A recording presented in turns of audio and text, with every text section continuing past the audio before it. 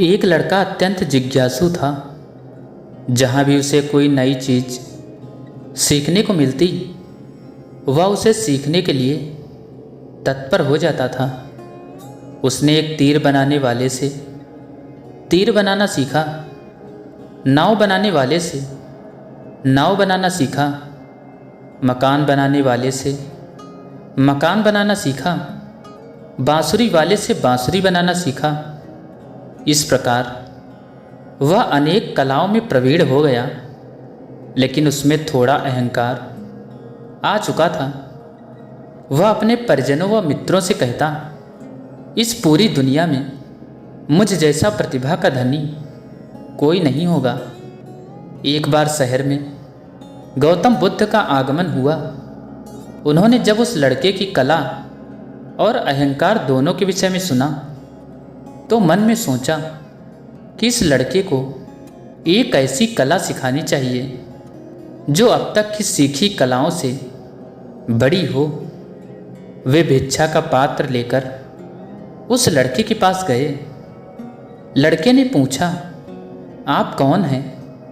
बुद्ध बोले, मैं अपने शरीर को नियंत्रण में रखने वाला एक आदमी हूँ। लड़के ने उन्हें अपनी बात स्पष्ट करने के लिए कहा।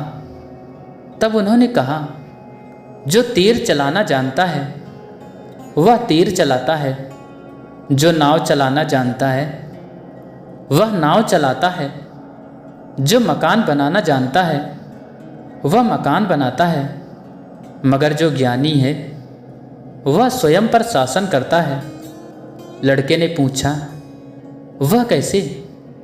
बुद्ध ने उत्तर दिया, यदि कोई उसकी प्रशंसा करता है तो वह अभिमान से फूलकर खुश नहीं हो जाता, और यदि कोई उसकी निंदा करता है तो भी वह शांत बना रहता है, और ऐसा व्यक्ति ही सदैव आनंद में रहता है। लड़का जान गया कि सबसे बड़ी कला स्वयं को वश में रखना है। कथा का सार यह है कि आत्मनियंत्रण जब सध जाता है तो संभाव आता है, और यही संभाव अनुकूल प्रतिकूल दोनों स्थितियों में हमें प्रसन्न रखता है। एक बार बुद्ध एक गांव में अपने किसान भक्त के यहाँ गए। शाम को किसान ने उनके प्रवचन का आयोजन किया। बुद्ध का प्रवचन सुनने के लिए गांव के सभी लोग उपस्थित थे, लेकिन वह भक्त कहीं दिखाई नहीं दे रहा था। गांव के लोगों में कानाफूसी होने लगी कि ये कैसा भक्त है कि प्रवचन का आयोजन करके वह स्वयं गायब हो गया। प्रवचन खत्म होने के बाद सब लोग घर चले गए। रात में किसान घर लौटा। बुद्ध ने पूछा, तुम कहाँ चले गए थे? गांव के सभी लोग तुम्हें पूछ रहे थे। किसान ने कहा, दरअसल प्रवचन की सारी व्यवस्थाएं हो गई थी, पर तभी अचानक मेरा बैल बीमार हो गया। पहले तो मैंने घरेलू उपचार करके उसे ठीक करने की कोशिश की, लेकिन जब उसकी तबीयत ज़्यादा खराब होने लगी तो मुझे उसे लेकर पशु चिकित्सक के पास जाना पड़ा। अगर नहीं ले जाता तो वह बचता नहीं। आपका प्रवचन तो मैं बाद में भी सुन लूँगा। अगले दिन सुबह जब गांव वाले पुनः बुद्ध के पास आए तो उन्होंने किसान की शिकायत करते हुए कहा, यह तो आपका भक्त होने का दिखावा करता है। प्रवचन का आयोजन कर स्वयं ही गायब हो जाता है। बुद्ध ने उन्हें पूरी घटना सुनाई और फिर समझाया। उसने प्रवचन सुनने की जगह कर्म को महत्व देकर यह सिद्ध कर दिया कि मेरी शिक्षा को उसने बिल्कुल ठीक ढंग से समझा है। उसे अब मेरे प्रवचन की आवश्यकता नहीं है। मैं तो यही समझाता हूँ कि अपने विवेक और बुद्धि से सोचो कि कौन सा काम पहले किया जाना जरूरी है। यदि किसान बीमार बैल को छोड़कर मेरा प्रवचन सुनने को प्राथमिकता देता तो उसके बैल के प्राण निकल जाते। इसके बाद तो मेरा प्रवचन देना ही व्यर्थ हो जाता। मेरे प्रवचन का सार यही है कि सब कुछ त्याग कर प्राणी मात्र की रक्षा करो। इस घटना के माध्यम से गांव वालों ने भी उनके प्रवचन का भाव समझ लिया।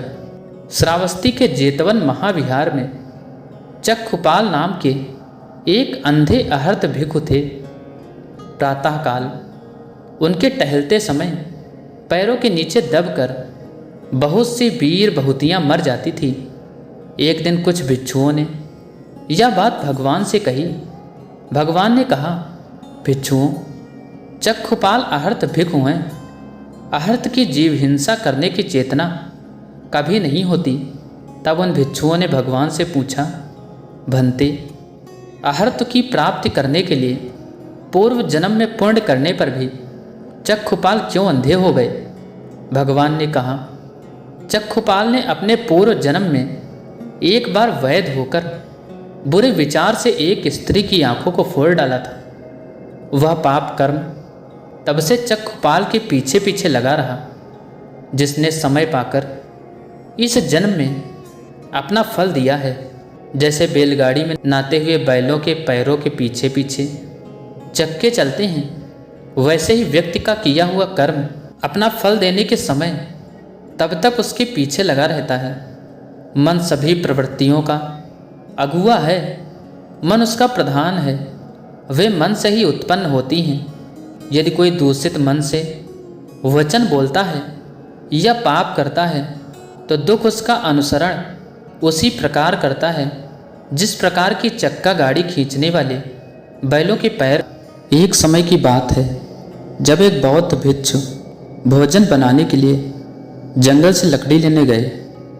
तभी उन्होंने कुछ अविश्वसनीय देखा। उन्होंने एक लोमड़ी को देखा जिसके पैरों में काफ़ी गहरी चोट लगी थी, जिसके कारण वह शिकार नहीं कर पा रही थी, लेकिन फिर वह काफ़ी स्वस्थ प्रतीत हो रही थी। उसने सोचा कि आखिर इस हालत में ये लोमड़ी जिंदा कैसे है। भिक्षु अपने विचारों में खोए जंगल की ओर बढ़ रहे थे। तब उन्होंने कुछ हलचल सुनी। उन्होंने अपने पीछे एक शेर को आते देखा। शेर देखते ही वह तुरंत पेड़ पर चढ़ गया और वहाँ से देखने लगा। शेर ने एक हिरण का शिकार किया था और उसे अपने जबड़े में दबाकर लोमड़ी की तरफ बढ़ रहा था। उसने लोमड़ी पर हमला नहीं किया, बल्कि उसे खाने के लिए मांस के टुकड़े भी दिए। भिक्षु को यह देखकर और भी आश्चर्य हुआ कि शेर लोमड़ी को मारने की बजाय उसे भोजन दे रहा है। भिक्षु को काफ़ी आश्चर्य हुआ, इसीलिए अगले दिन वह फिर पेड़ पर शेर का इंतज़ार कर रहे थे। फिर से वही हुआ। शेर शिकार का टुकड़ा लोमड़ी को देता और यही चलता गया। भिक्षु बोले कि यह भगवान के होने का प्रमाण है। वह जिसे पैदा करते हैं उसकी रोटी का भी इंतज़ाम कर देते हैं। आज से इस लोमड़ी की तरह मैं भी ऊपर वाले की दया पर जीऊँगा, वही मेरे भोजन की व्यवस्था करेगा। यही सोचकर वह एक वीरान जंगल में बैठ गए। पहले, दूसरे, तीसरे दिन कोई नहीं आया। किसी ने उन पर ध्यान तक नहीं दिया। धीरे धीरे उनकी ताकत खत्म हो रही थी। वह चल फिर भी नहीं पा रहे थे। तभी एक महात्मा वहाँ से गुजरे और भिक्षु के पास पहुँचे। भिक्षु ने अपनी पूरी कहानी महात्मा को सुनाई और बोला, आप ही बताएं कि भगवान मेरे प्रति इतना निर्दयी कैसे हो गए? वह मेरी मदद क्यों नहीं कर रहे? महात्मा जी ने कहा, लेकिन तुम इतने मूर्ख कैसे हो सकते हो?